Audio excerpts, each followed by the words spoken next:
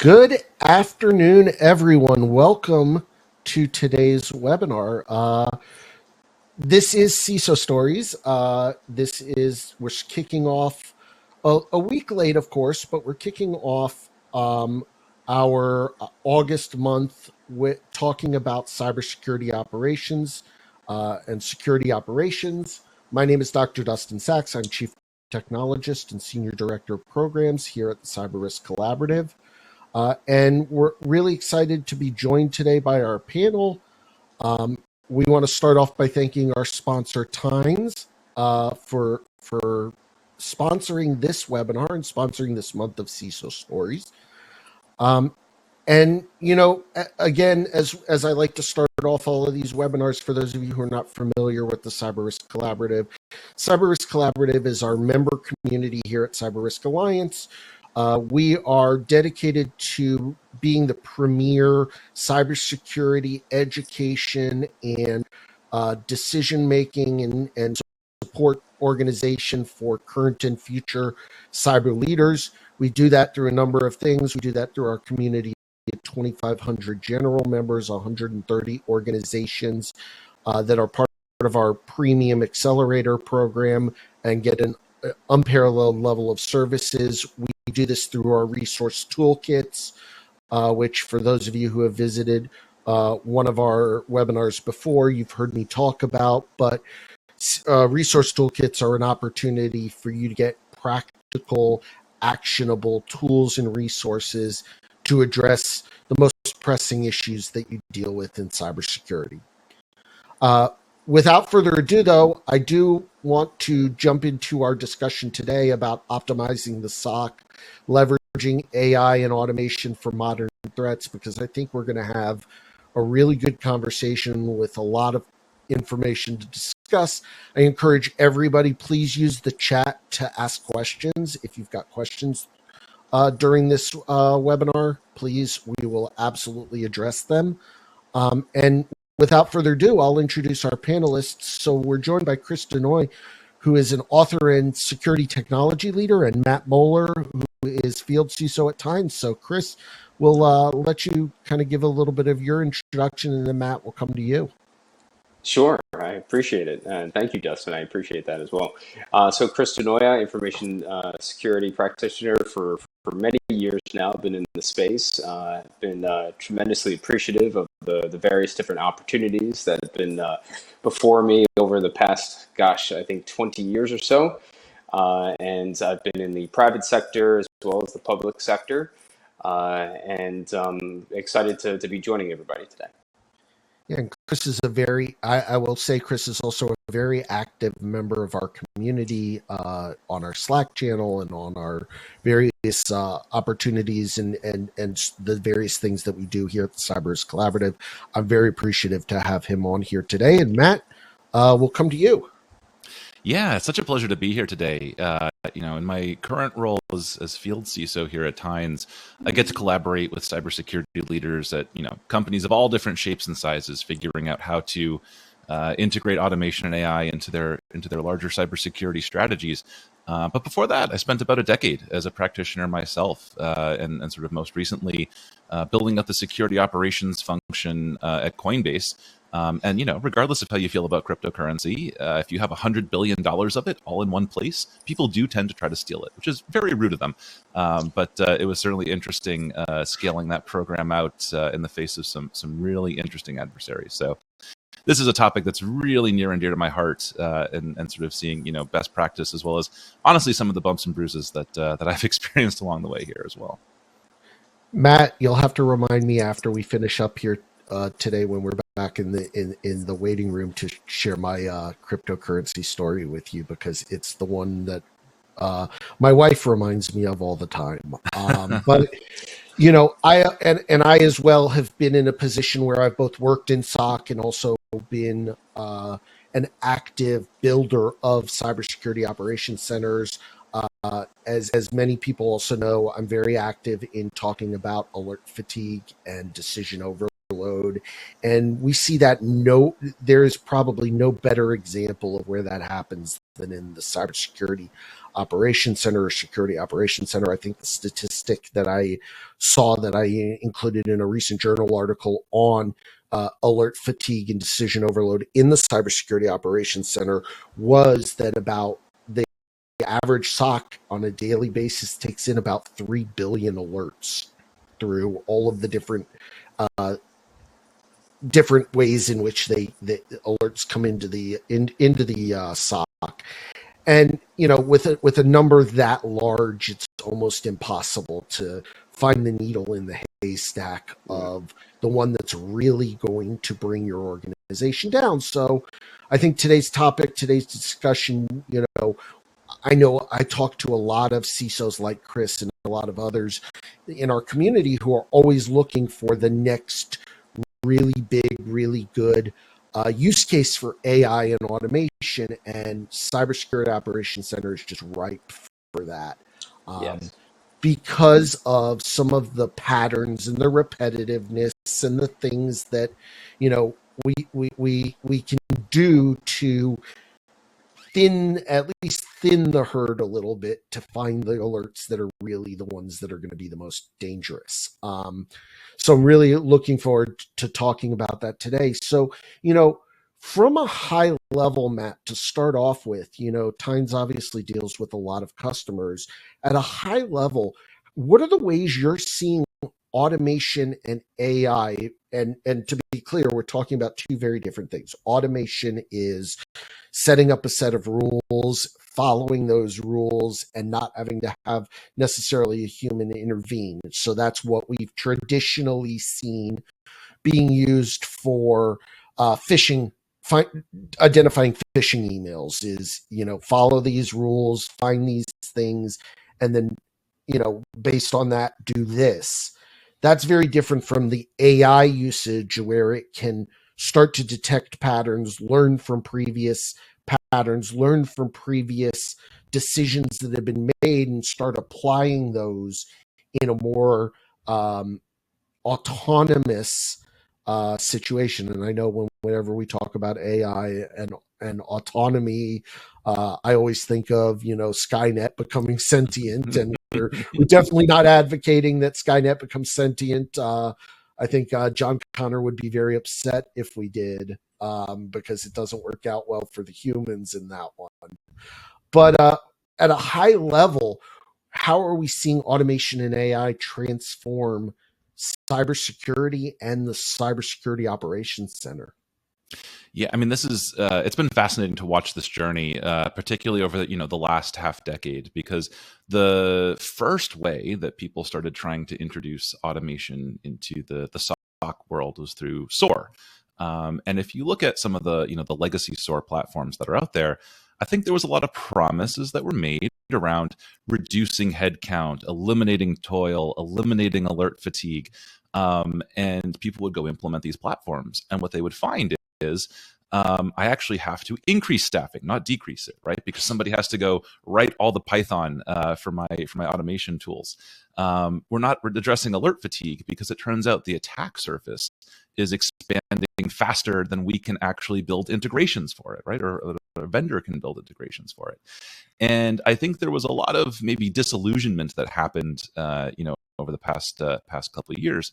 And as we sort of look at how the next iteration is occurring here, we are hearing a lot of the same stories with AI, right? And so it's very interesting to say, like, okay, if we're hearing the same promises around, reducing headcount, reducing alert fatigue, what makes things different, right? And or what are the ways that we can see people start to blend the lessons that they learned from some of the failures with traditional automation, and think about those lessons as they start to apply AI to all of their tooling. And so what we're seeing is people, in the security world go from, hey, chat GPT is a dirty word. Let's focus all of our efforts on banning any use of generative AI or LLMs or AI, technologies in our corporate environment, to, hey, maybe if we start learning this technology, we can actually apply it to security operations. And now seeing folks start to take an AI first approach in a lot of cases. AI first doesn't necessarily mean AI only, and we can certainly unpack a lot more of what it means to, blend all of these different things together. But I do think that that 0 to 1 of going from everything is handled by a human to things are handled by robots. We're now in the second generation of that, right? And I think folks are starting to learn that you can't just blindly throw a new technology at an existing problem space and hope that by the fact that it's applied to the problem space, the problem goes away, right? Like that's certainly not true. So it's been interesting to see, with the rise of AI and AI tooling, how that is being applied in some of those different problem contexts. Yeah, and I think there are a couple of things that you said that were really interesting to me. I think the first one is obviously, spoiler alert, AI is not a new thing. It's been around for a while. And secondly, you talk about the attack surface expanding, and one of the things that I think security practitioners really overlooked as a result of the pandemic is this complexity of not just the attack surface, but some of the uniqueness of the networks. We're all joining from remote locations, where traditional router maintenance, traditional network security isn't really applied. It's very rare to find somebody who's got a well organized home network. Most people set it up and it's easy, or they're using the default password that's under the bottom of their router, or they aren't checking to update the firmware on their modem or what have you. And that adds a level of eccentricity, because the other thing is VPNs are going away, meaning that people are connecting directly from their home networks to corporate resources, which obviously increases. Plus, the other thing is the traditional, I'll block anybody outside the US, doesn't work when you've got people who can travel and work from anywhere they want. Right. What do you do when somebody is going to work remotely from China or Russia because they've got a personal reason to be there? Do you say, you've got to take PTO, or you can't work for us? Or do you figure out a way to do that in a way that is secure? How do you, deal with these alerts that are out there as well? Going back to the concept, the underlying problem of alert fatigue, Chris, how do you see alert fatigue and analyst burnout when it comes to the SOC and, both running and overseeing, but also, the people who are living in the SOC every day? Yeah, I think it's a great question. It's something that many operations have dealt with for many years now. And it's not easy. It's not easy in general across the board, right? Dare I say that there's a panacea out there to answer the question in perfection. And I think it's about customization of the operations itself, right? To make sure that you have backup for your employees. You have proper decompression as well. It's a stressful environment. And the technology also has a play. The advertisements of the former technology versions, SOAR, just being as an example, there was some over promising that was definitely present, and that was not easy for many SOC operations to deal with and triage and to maintain. So some operations were throwing human bodies at the problem, and that's just not an answer, in my opinion. So the latest iterations, there's some advertisements out there that are very promising, but we've seen these things before.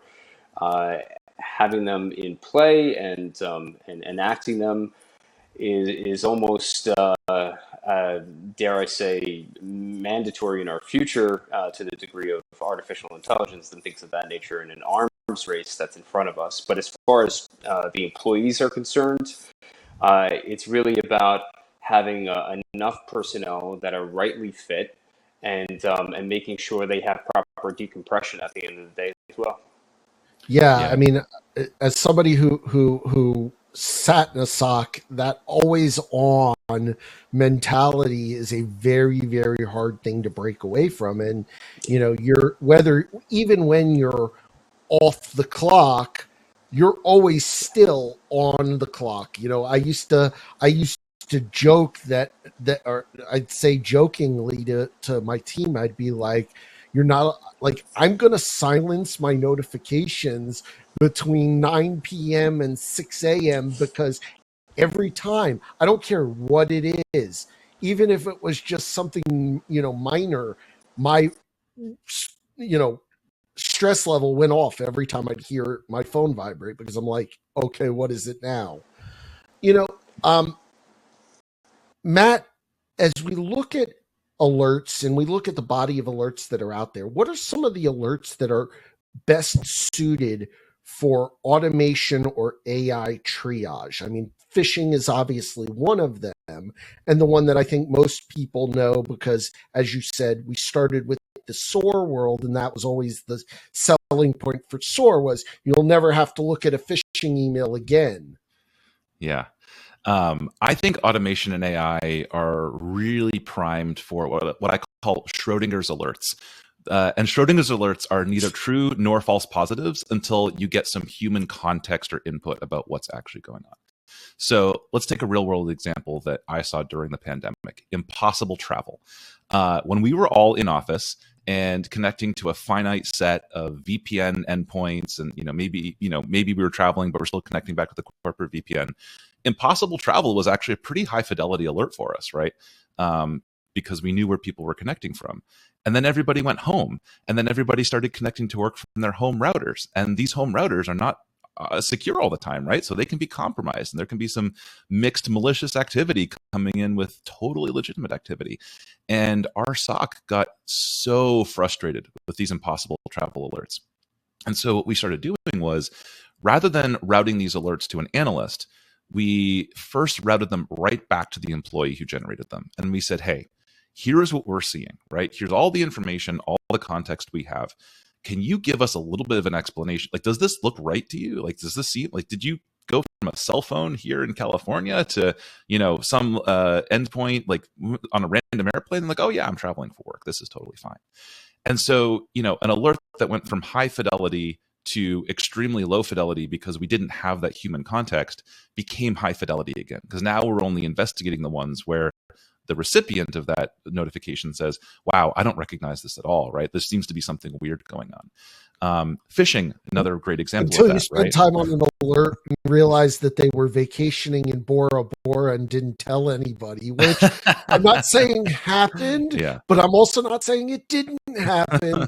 When I was in the SOC and had somebody who we ended up having to confront and say, hey, did you go on some vacation that you didn't want to tell anybody about? Because to your point, they said, no, we're not. I don't recognize this. Oh, and I've absolutely wiped a laptop or two in my day because, I've seen, hey, it looks like your endpoint is accessing adult material. I'm not saying that you're doing this, but if this is unexplained activity, then, it sounds like your endpoint might be compromised. So we should probably wipe it, right? But things like that, I think, where, again, there's absolutely no point in a human in the SOC taking a look at an alert or investigating that alert or spending the time to chase a person down until we have some better signal that this is worth our time, right? And I think, to me, that is a huge contributor to alert fatigue of like, it's not, there are some obvious false positives that we can close out. I think that actually contributes less to alert fatigue than spending all this time and effort investigating something that's completely ambiguous, right? And where you don't really have any agency over how long it's going to take you to go investigate it. And that's where, again, I think automation and AI can add some really useful pre-filtering tools to make sure that the SOC is getting some better signal.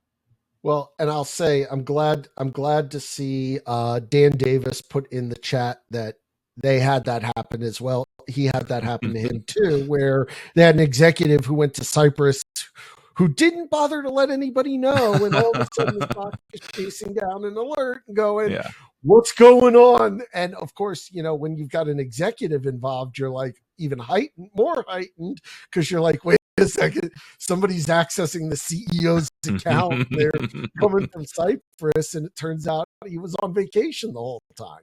Right. So we got a question in that's really interesting that, Matt, I want to come to you first from Nolan Francis, which is, can I build a threat hunting integration? And I'm gonna say the question was about Claude, but let's widen it to any of the GPTs that are out there, because I think asking people these days which is your favorite GPT is like borderline political question. It's, or a religious question. Like, do you? It's almost like, do you believe in God or something? Like,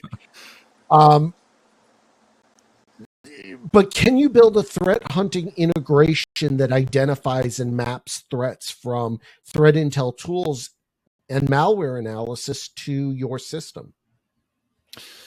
You absolutely can. And where I would sort of think about how I would apply AI here, again, it's important to think about like what an AI model, particularly, one of our, the Church of Claude actually represents, right? It's a statistical aggregation of all data that we can possibly find. And that means that things like previous attacks that have been written about, right, and publicly blogged about are going to be much better represented than novel attacks that haven't been written about yet.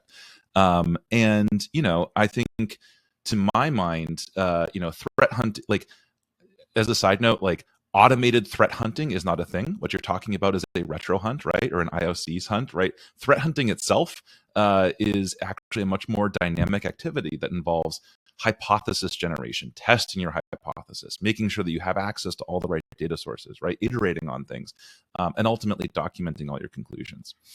And so where does AI fit into that? I would love personally to be able to take some threat intelligence reporting, feed that into Claude or some other AI model and say, based on this data, how would you recommend that I go about doing a threat hunt, right? And have Claude generate the structure for quick hypothesis generation, knowing that, whatever Claude generates is going to be statistically the most likely hunts that I would probably do, right? But it's idea generation. It helps sort of springboard you into more creative ways, right? And if you've never threat hunted before, it's an awesome tool to get you started. And then from there, now it's time to apply your human creativity and sort of like thinking about the adversaries that are actually targeting your organization, right? Because they can do all the same things with Claude and get very similar outputs that you get. So it's really about what you as the threat hunter think about in your organizational context and applying that to the threat hunts that you create. And so then, AI and people start to work together really well there. And so that's personally how I would get started with a problem like that. Yeah, I think I'll take a contrarian view, which is, I started out in forensics, so I love here we're going to drop you at the front of a maze, find your way to the other side, and the human aspect of, oh crap, I went down the wrong side, the wrong path, back up, reverse, try again, is definitely fun. And Eric Silberman puts in, maybe have the AI engine help you decide what steps and actions to walk through for the MITRE ATT&CK framework, or whatever framework you want to use. I think, to your point, Matt, having the AI suggest a path for you, maybe, because then you could always go back and go, what, yep, that didn't work. What's the next one I should do? And now at least you've got the AI suggesting which, should I turn left or should I turn right, or should I just go straight? But at the same time, letting you, the human, have the ability to pivot, make changes, and inject your own kind of experience and knowledge into it. And also, Matt, or I'm sorry, Chris, how have you seen things like machine learning, even at a more basic level, or, automation or AI, improve the alert correlation and prioritization? Yeah, and also I want to take an opportunity to just second exactly what was stated a second ago, right? In in my opinion, what we're seeing right now is these technologies are really 10xing, or at least helping out from an assisted perspective, right? Allowing us to further our efficiencies or expediencies and accomplish our tasks just a little bit more faster. I think some of the other advertisements have yet to be achieved. But to your question, I think it's truly valuable from a threat intelligence feed perspective. It helps to enrich the ticket generation, and there's still play for the subject matter expert, right? As what Matt was just saying a second ago, right? It's not replacing the analyst or the SME in the chair. It's really just assisting the individual to hopefully move faster with greater acuity at the end of the day. Well, and one of the things, to step back to something that Matt said, the kind of the positive uses and not throwing the AI, baby out with the bathwater idea of, there are uses, I mean, even more very basic, and what I'm going to say are, might seem obvious, but are really good examples. First of all, I think we've all seen where your AI church of choice helps you not send it that email that you wish you had, that sounded like you're pissed off, by helping you reword it in a nicer way when you're upset. But even just understanding a specific attack vector and saying, can you explain this to me in a simplified form? Or here's what I'm seeing. Help me translate this into a language that's going to make sense for this executive or this person within the organization. Or what are the exact steps I should give to our IT team to help them help me? Or what are the logs I need? That kind of information gathering. I almost see AI being a benefit from a threat hunting standpoint of helping you get some of that threat intelligence, as opposed to, can I take the threat intelligence and make the AI do things for me? Agentic AI is starting to become a more of a defined thing, but even just the information gathering can be beneficial. Matt, have you seen AI do, where are we at when it comes to, the biggest challenge in the SOC is false positives and figuring out what's the real threat. Talk a little bit about what you've seen with AI and how effective it is at distinguishing false positives from real threats, because AI doesn't often have the context of what's a real threat and what's the severity of a threat. Yeah, I think in general, my heuristic with most things is AI will probably get it about 80% right out of the box with a little bit of additional data put in there. And I think that's roughly true when it comes to doing things like triaging alerts, right? Because out of the box, an AI model doesn't necessarily have access to your specific data. But you'll probably find it'll be pretty good at, doing things like reading an email, sort of inferring the intent and content of that email, so on and so forth. As you start layering in access to your data sources, to your previous alerts and how they were triaged, to your SIM and sort of, the context that's provided there, AI starts to get better and better and better. That said, I think for some of the most promising use cases I've seen have been a more holistic one, which is, yes, AI can help you triage these true and these true and false positives. But if you see AI triaging a false positive, 99% of the time, might be time to go tune that detection, right? It's not just about throwing AI at the false positive problem. It's about sort of stepping back and saying, okay, holistically, what does my detection lifecycle look like here, right? Like AI can be that pressure valve that ensures that your humans aren't the ones being DDoSed by a poorly written detection. But at the same time, it can also be a tool to feed back into that loop and say, here's sort of the recommended tuning that I would do. Oh, and by the way, maybe, imagine a world where all your detections are as code, right? Here's a PR that I would propose to tune this detection based on all the false positives that I've triaged and so on and so forth.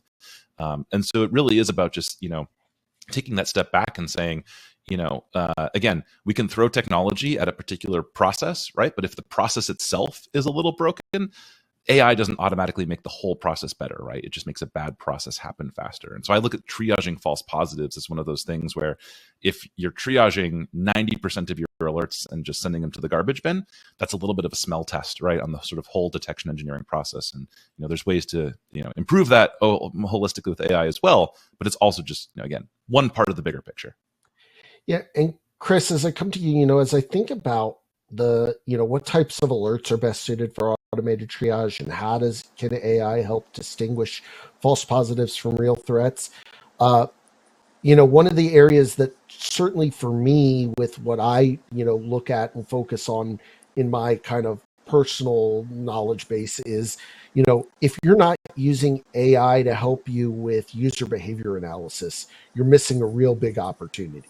Because one of the biggest things AI is beneficial for is pattern detection. One of the things that humans struggle the most with because of our, knowledge, the concept in behavioral science known as bounded rationality, we can't process beyond a certain point.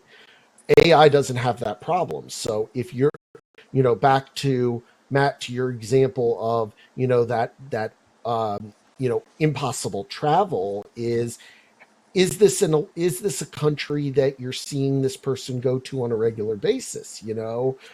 Is this an activity that is within this person's typical behavior? Is their role HR and they're accessing a bunch of stuff in legal? Like maybe that's a sign that you're seeing something, if they're always at, I think back to an example where, we were struggling with an alert because we'd get an alert in the morning that showed that somebody was in, Venezuela, and then 3 hours later they were in Colombia. And yes, while they were on the border, we were wondering what the hell was going on, why, and it was because the deal they were working on, it was absolutely legitimate behavior, but you're able to kind of help tune things. Chris, how have you seen user behavior analysis be leveraged in a SOC to help cut down on alerts, and what are the ways you think AI maybe and automation can help with that?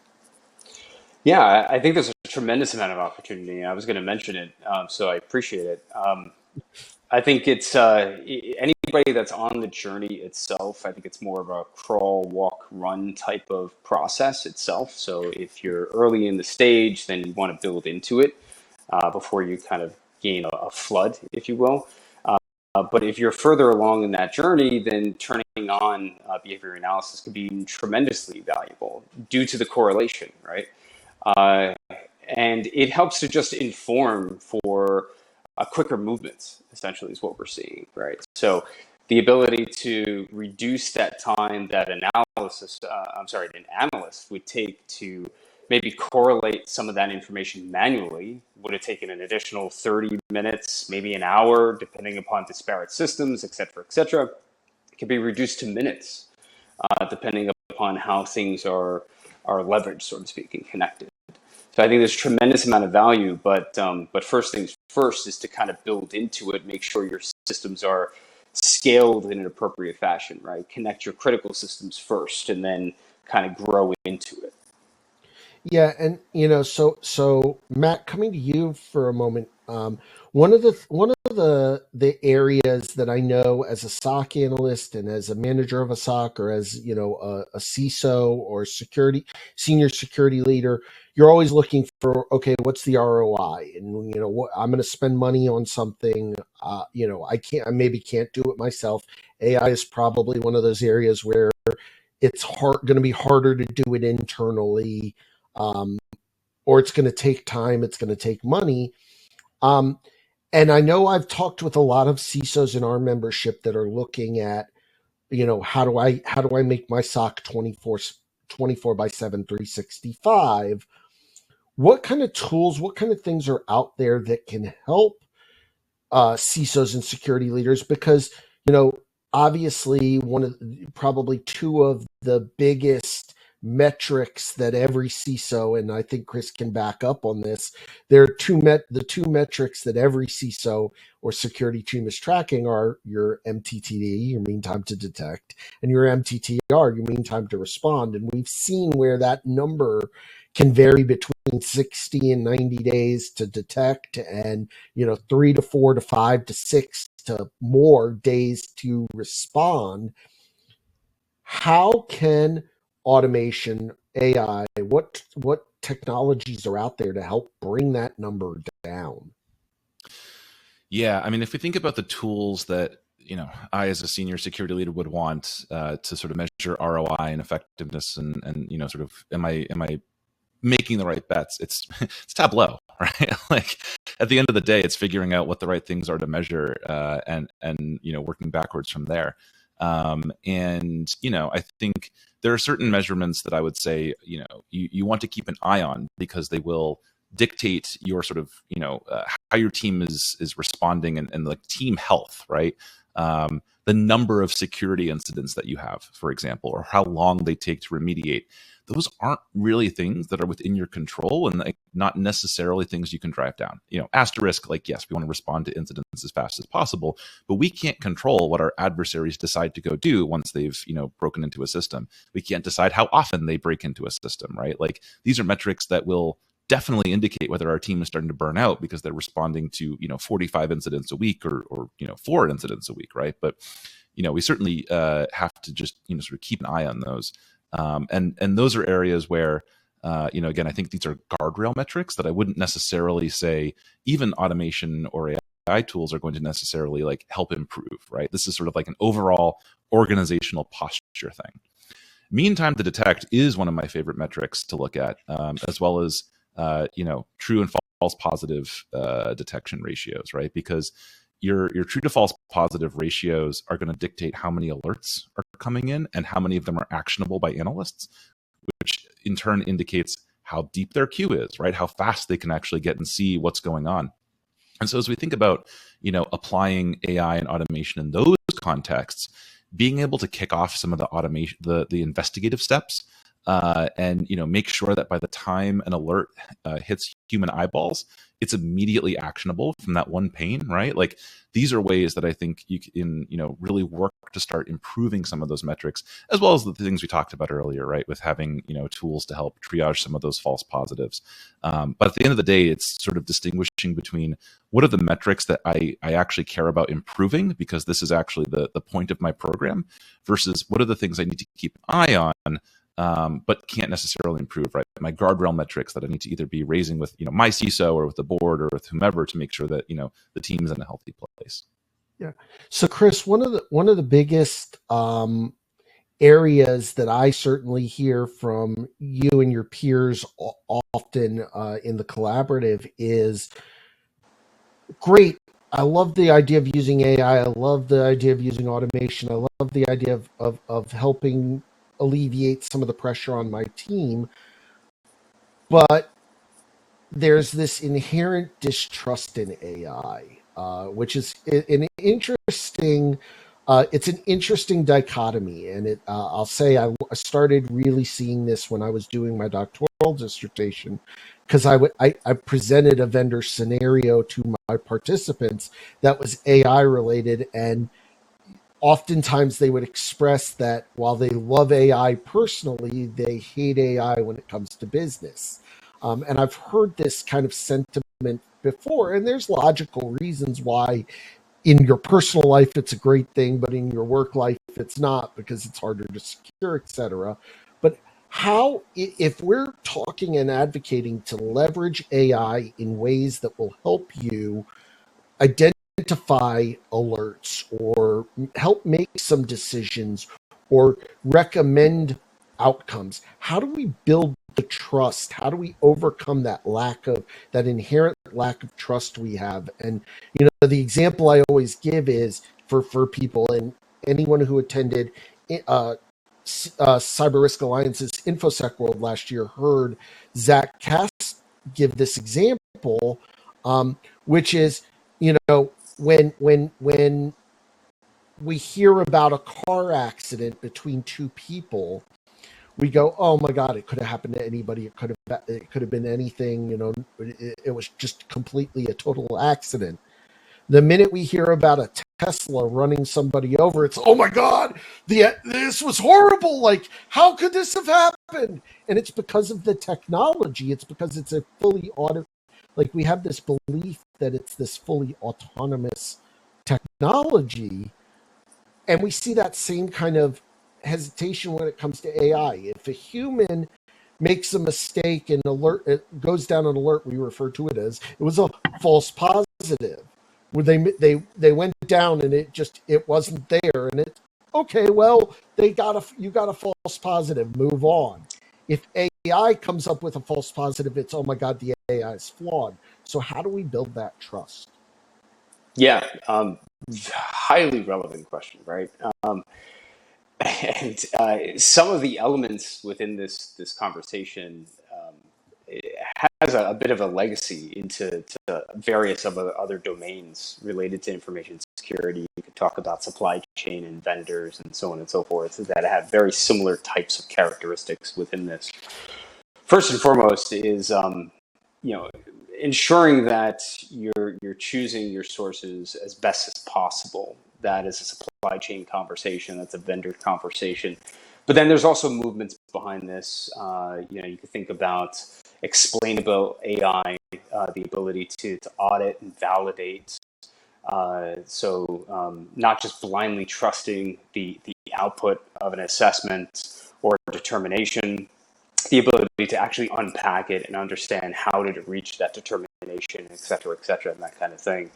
But then again, going back to the reality that along the path, depending upon how you're constructing these things, you're acquiring your data from some location, and maybe you're amalgamating it between external data and maybe proprietary data, internal data. That external data can have some concerns from a supply perspective, and doing your homework and doing your due diligence, certainly pays off. But along that path, there is a form of determination of trust along the line, somewhere along that line. So these are different things that we can do, but we all have a part to play simultaneously.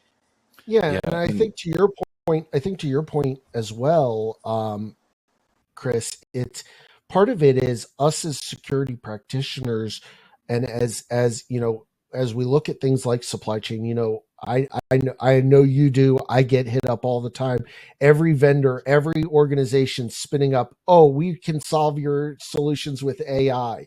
I saw my favorite one, where I got an email that said, we will use AI to reduce 100% of your attacks. And I was like, wow, that's a pretty bold thing to say, from a company who I've never heard of and couldn't spell your name if I wasn't looking at it. So I think part of it is making sure that your vendors have a track record, making sure your vendors can, to your point, explain what they're doing. And there are some really great ones out there. And that's why certainly it's important to make sure that you're evaluating who you're working with, build a relationship with the organizations you're working with, because yes, it is expensive to spin up your own AI. It is not practical for a lot of reasons because of budgeting or resources or what have you. But there are solutions out there. There are things out there that can help you. To that point, Matt, how have you seen small teams be able to effectively implement automation and AI without large budgets?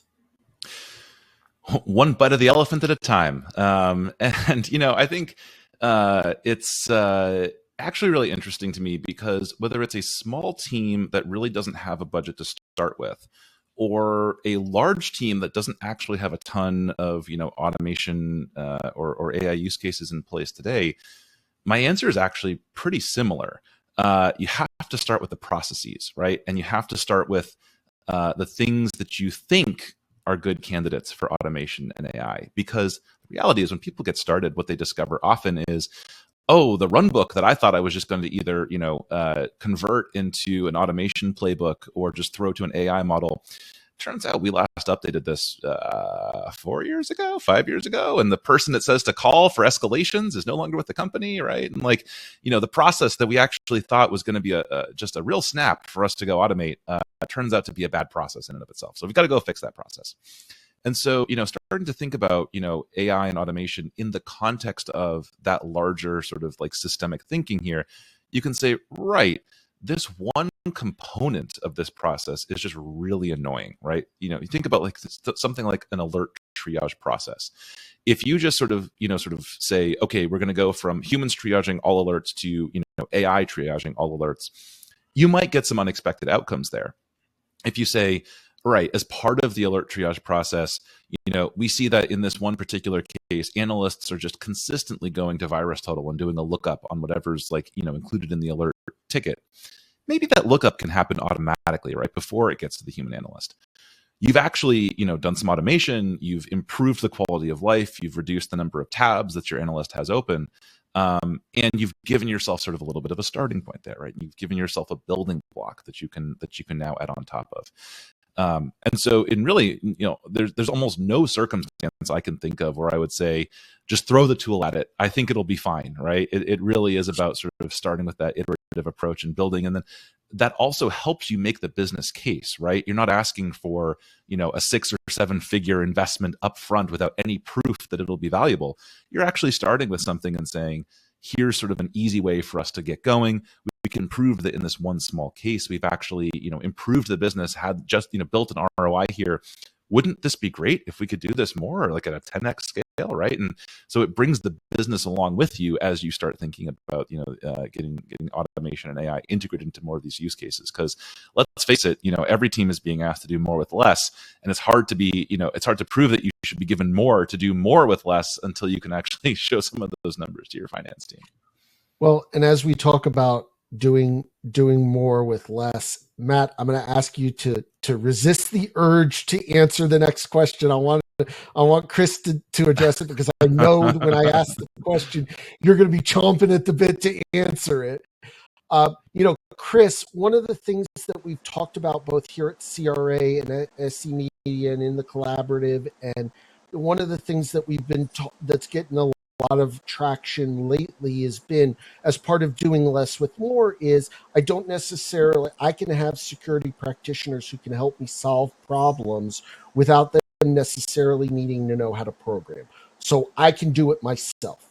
And this introduces low code, no code, vibe coding, all of those things. What are maybe some of the reasons why vibe coding or low code or no code for dealing with AI and automation, especially with the SOC, is probably not a great thing to do, or why it could cause some particular issues for those who are all in on vibe coding? And I got to tell you, I am one that I love the idea of vibe coding. I do it because my wife will say, oh, I've got this idea. And I'm like, okay, cool. I'm not going to spend my time, but I want to make you happy. Let me go create this thing for you. And it works, and she's happy. And that, of course, keeps the house happy. But, why is it maybe not a good idea to be doing this in the SOC? Sure. So I think reliability comes down to reliability at the end of the day, right? This technology is great. It has its place, clearly, as you just described a second ago. However, there is some limitations. And in a security operations center, reliability is very important, viability. So therefore, having the ability to dive into maybe nuances, customizations is critical to leveraging, getting everything you can out of your technology stack, especially as we're being squeezed to do more with less. I think it comes down to that. So, and being cognizant of the time, there are a couple of questions that came in that I definitely want to address. And the first one, I'm going to come to you, Matt, so that you have a chance to, actually talk now. And please, thank you for for allowing Chris to answer that one without jumping into the. I will make sure that nobody at Tynes holds you responsible for not answering that question. It was Sorry, all Chris on actually me. nailed it. I don't think I could have done anything better than what he said. So the first question, what are some of for practitioners, for CISOs, for those who are listening? We're in the middle of August. We're already in many organizations starting or beginning to start to think about 2026 planning, 2026 budgeting. What are some of the realistic AI and automation milestones that resource constrained security teams or budget constrained security teams should be thinking about for 2026, 2027, 2028? It's a great question. And so I think first of all, it depends on where you're starting from, right? If you're starting from a place of, we already have a notion of doing some automation in-house, and now we're exploring AI. That's a different starting point than, man, we've just been doing everything by hand. It would be great if we got some automation and or AI in place, right? If you're starting from that latter spot, I think, answering the question, as you're looking to operationalize over the first 90 days, there's going to be questions about, who should be our automation and AI experts in-house. It's not to say, going back to like vibe coding and no and low code, it's not that everybody can't participate, but you do need somebody who knows when the computer is lying to you, right? And you do need those sort of core professionals who for whatever reason love this discipline and really want to be good at it, right? So if identifying those folks and making sure that you have some champions internally who can start with who can serve as sort of like their core internal SMEs around these things, super important. As you start building over time, I always love to tie it back to the metrics I'm trying to measure as a team.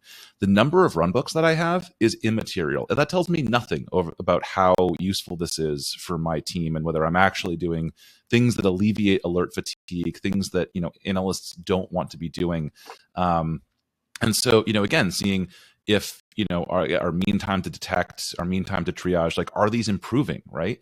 I look at what is my Chrome tab index, right? If I have 12 tabs that I've managed to reduce to 9 as part of my average investigation flow, that's a win, right? It's actually representing automation and AI impacting the lives of the people that we're trying to impact, right, in the SOC.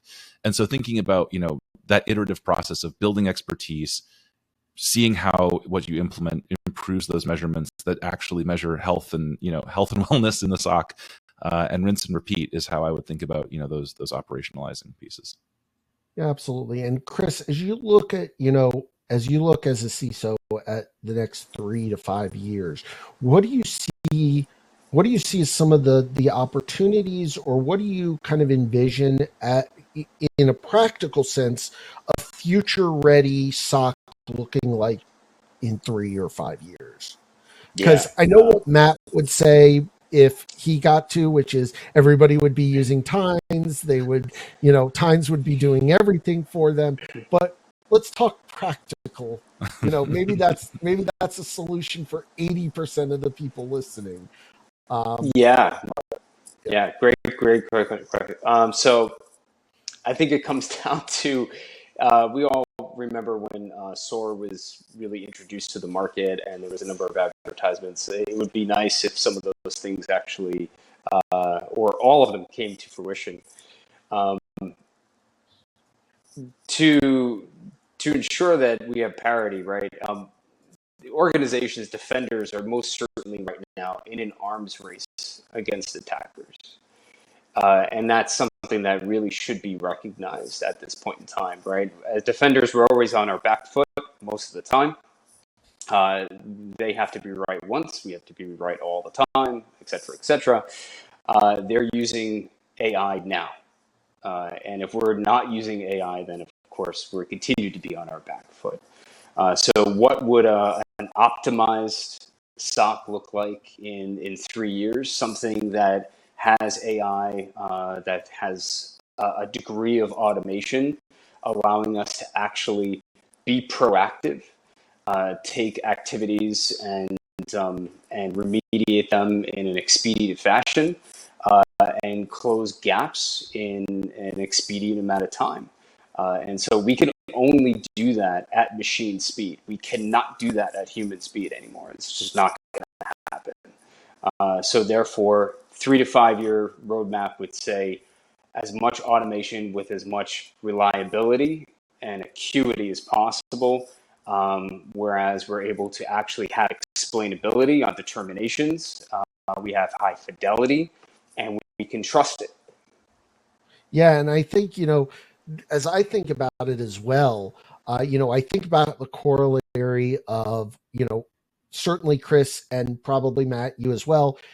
Early on in our careers, you would hear, "Oh my God, we can't store logs because we've got only limited amount of data space," and the cost of data went way down. And we said, "Okay, fine, we'll keep everything for as long as we want," which created its own set of struggles. I think what we're going to see, certainly from my perspective, over the next 3 to 5 years, is the cost of the cost of entry, the cost of using AI, the cost of obviously storing the data or putting it into LLMs, the processing speeds, processing power. We're already starting to see it become reasonable. I mean, you can get the average consumer can buy for, $1,000 a laptop that is capable of running a pretty decent LLM locally.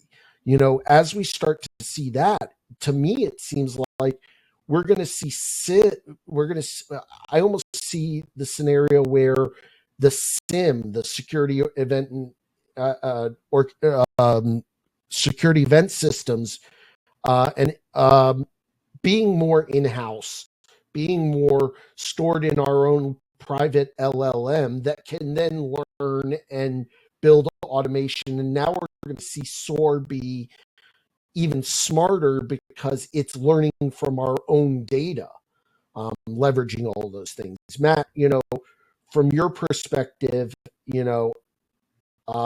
what do you see as the next 3 to 5 years, and the final question as part of that, what investments do you think organizations need to be making today to be as resilient as possible over the next 3 to 5 years against future threats? What I'm hoping to see over the next 3 to 5 years is something that, we are starting to see today already, and we'll see how far we get. But it's the reimagining of the traditional SOC model. If you think about, the tier 1, 2, 3 model that we've had for, a really long time, we ask our tier 1 junior analysts to make the most decisions out of anybody in the SOC, right? Because they're the ones that are doing all that frontline triage. And then we don't let them see the consequences of those decisions, right? Like if it's a true positive, you pass it on to somebody else to go figure out how to do the incident handling and response and all that sort of stuff. And so if we're thinking about, the role of, tools like AI in the SOC world, I start to imagine a place where, the traditional tiered model goes away. And instead we start asking ourselves, how can we empower our junior analysts to go as far as possible with any given security issue, event, ticket, and so on and so forth? I can imagine a world where the series of tickets and incidents that have been handled by our most senior folks now become a source of data for an LLM co-pilot, right? That's nudging this junior analyst in the right direction if they get stuck. They can say, hey, look, the senior folks in the team, usually handle it this way. Have you considered doing this, right? And that's sort of a way to scale and empower our more senior folks who can, spend their time learning new systems, figuring out the right way to defend, a brand new SaaS tool that is now critical to the business, rather than just handling, escalations that in reality, more and more junior folks, I think, can be empowered to handle. And so that sort of like people and process aspect of people, process, and technology is really exciting to me. And, I think that the technology to enable, junior folks to still enter the security operations world, it's not about, getting rid of tier 1 jobs. It's about reimagining what tier 1 folks are capable of. And that is something I really hope more and more organizations start building for. Absolutely. And, we're coming up on our time, and I want to obviously be respectful of everybody's time here. I want to thank Chris. Thank you for being here today. Matt, Tynes, I want to thank you for being here and for sponsoring this. This topic of security automation and building a SOC, or even really scaling using AI, is something that we at the Cyber Risk Collaborative have done a lot of work on. We've created resource toolkits around all of this, and they're all really exist to help speed the time to find those ways to get those quick, easy wins, but also the tools and templates that can be plug and play to help you really spin up all of the and action on the things we've talked about today. In the chat, I put my email address, Tom Ward's email address, our VP of CISO membership, who are here. We're both here to talk to you, anyone who's listening to this, about how Cyber Risk Collaborative and how being a part of the membership can help you and your organization address this and a myriad of other issues. Please feel free to reach out in follow up to that. Follow us on social media. Follow us. Join the membership, and you'll continue to have these types of timely and high quality conversations. I want to again thank Tynes, thank Matt, and really quick, Matt, if anyone is interested in learning more about Tynes, where can they find you guys? Yeah, we actually have a free for life, fully featured community edition. So if you want to see what all the fuss is about, tynes.com/community. Start building stuff. I actually automate my home IoT devices through my personal Tynes community tenant. So feel free to start building. We'd love to see more folks in there. And Matt would love for you to join, link up with him on LinkedIn and email and send him messages. He loves messages late at night, early in the morning. It scratches that incident responder itch that I still have. Chris, thank you for being here as well. I'm sure people can find you as well on LinkedIn. Absolutely, I love connect with you. Absolutely. For a fee, I might share Chris's personal cell phone number if you really want to give him a call. But no. Sure, why not? Why not? Thank you both for being here. Thank you so much, Tynes, again as well for sponsoring this. Thank you all for attending. Hopefully, this was really high value and really something that you learned and took something away with. And we'll see you again very soon on the next one of these webinars and community gatherings. So thank you all for being here. Awesome. Thanks so much. Thank you.